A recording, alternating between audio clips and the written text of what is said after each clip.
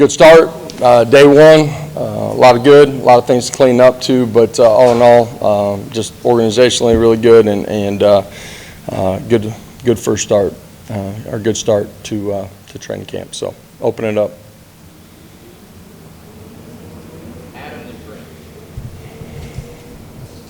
Josh, you guys have had a whole lot of success recruiting and developing edge rushers, and not just James, but on after that, Jordan Ross we see for the first time today. Yeah, Byron Young. Byron Young, of course. How essential is it to have a difference maker in your philosophy at that Leo position? Well, in this league, but in general in football, if you want to be good, you got to be good up front, and guys that can rush the passer, that can affect the game on the first level are extremely important. That's your edge guys. It's also your interior. The depth that we've been able to build with the athletic traits that we're looking for. You know, I said it a day ago, but it's as deep as we've been at that position. But we got great length, athleticism, ability to bend the corner. Those guys are multiple. They can play on the first level. They can drop on some of your zone pressure packages. And they're really intelligent guys that can handle the volume of what they have to do within our scheme. Judge, with some of the changes in the summertime rules and now having more coaches that can be on the field, how much faster can you go this time of year in terms of installs and jumping into things? Can you go at an accelerated pace with the team the first few days compared to years past? I don't think you're accelerating your installs necessarily. I do think there's times where you can break out into more intentional, specific pods. Your front, your interior, but we're talking about Leos, those guys being able to break off. You got more eyes. More guys that are able to coach your secondary, and so you can split those guys up more in some of your drills.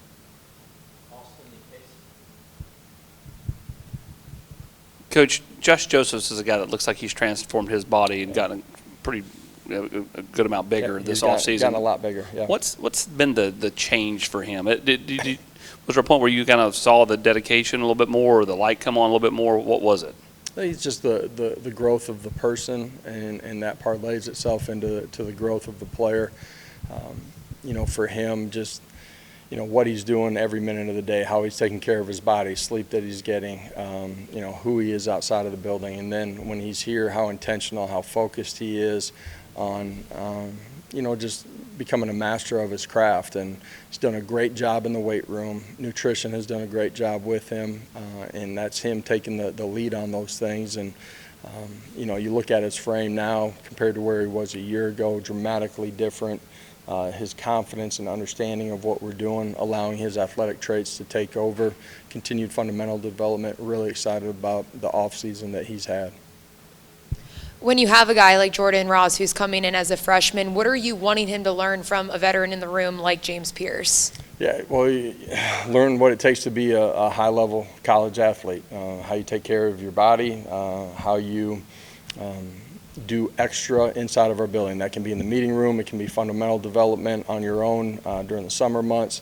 It's what it looks like to be the consummate pro, and we're fortunate that as we've built this thing, we got guys that have the right accountability to the daily task, guys that understand what it takes to do your +1, meaning everybody in the country is lifting a certain amount of hours, a certain amount of practice hours during the week, during the season. How do you prepare yourself? What's your +1 to gain an edge? And that's in your position room as we're competing for playing time, but it's also against your opponents as you're playing. Josh, what do you like about Chaz Nimrod's offseason, and just where is he at entering year 3 in the program? Yeah, he's done an unbelievable job. One of the guys that we recognized during the course of our meetings yesterday, just the summer that he's had, how he's transformed his body. It's his body composition, it's his muscle mass, it's what he did in the weight room, hitting PRs. He's a guy that's going into year 3, his understanding of what we're doing offensively, the ability to play inside, play outside, play with speed, be decisive, be on the same page with the quarterback, coverage recognition. Really excited about his growth and development in our program, excited about what he did here on day 1. Coach, where did you see Coach Halsley's biggest growth, I guess, as a first-year offensive coordinator, and did it mirror your own? I mean, could you see him go through things and We all remember what it learn was like? things. You know what I mean? As you go through every year, there's things that you're going to learn. You know, in a leadership role, it's your communication with your staff, your players, your organizational side of it. And then, you know, for us offensively, as the evolution continues to change as far as what we see from defensive structures, you know, just how we continue to put our players in the best position, both by personnel placement and by scheme, to go attack those things. Josh, what do you like about Jeremiah's Hurd in the recruiting process, and what makes him a good fit on the offensive line? Yeah, young as a football player. You look at where he played. You know, he played tight end.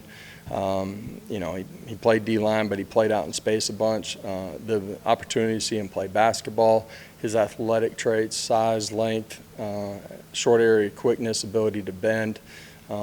He's, you know, a young football player that now, being on the offensive line, there's a lot of understanding and growth for him fundamentally that's going to take place, but really rare and unique athletic traits.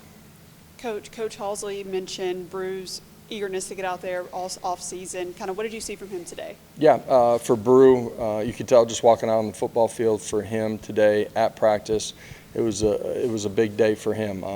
Everything that's gone into from the injury to the rehab, mentally and physically, getting back to the point where you're ready to go compete. We're going to control his volumes, but build it as we go through training camp. Today was a big moment for him. Really proud of what he's done and how he's grown.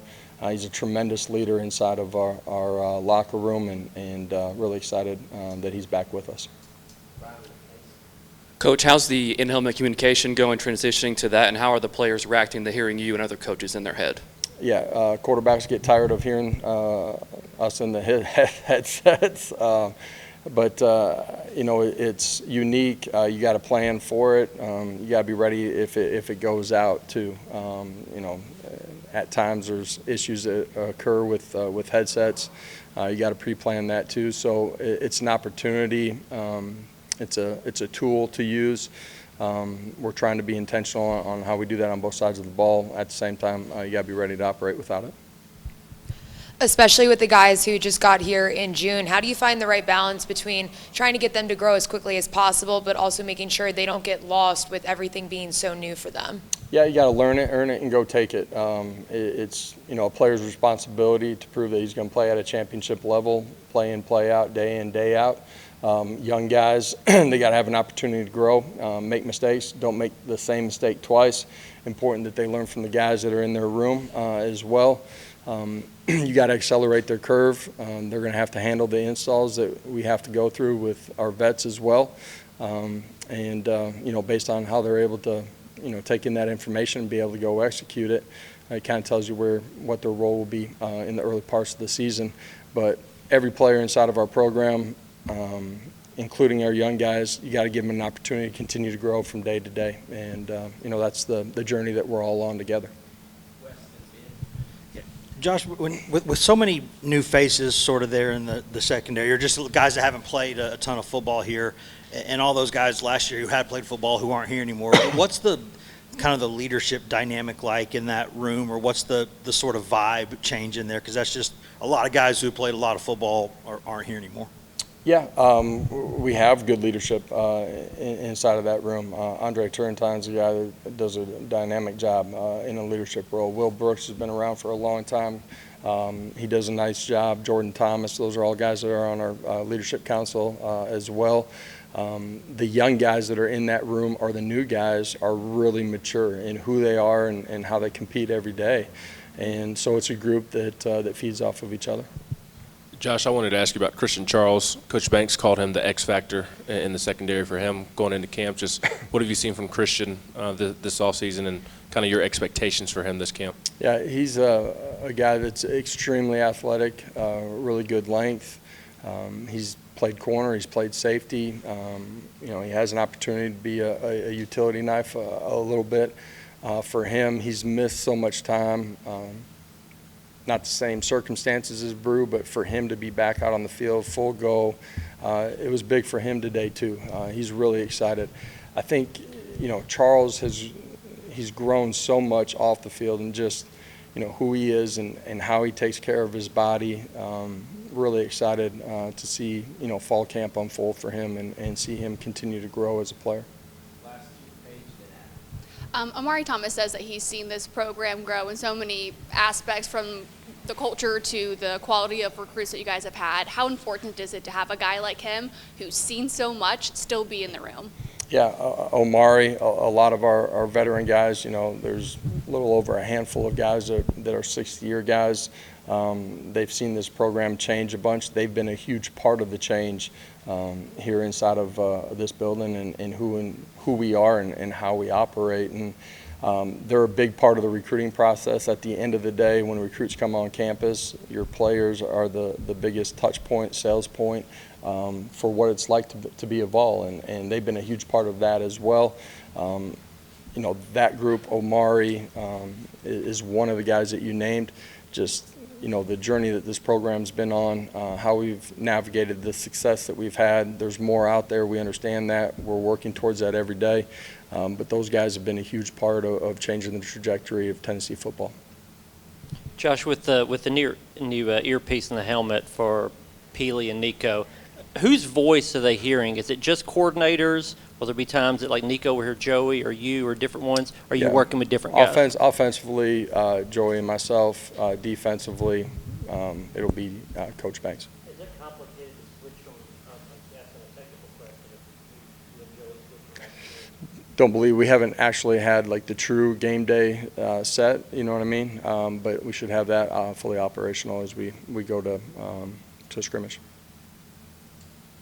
Thank you. Okay, thank you guys.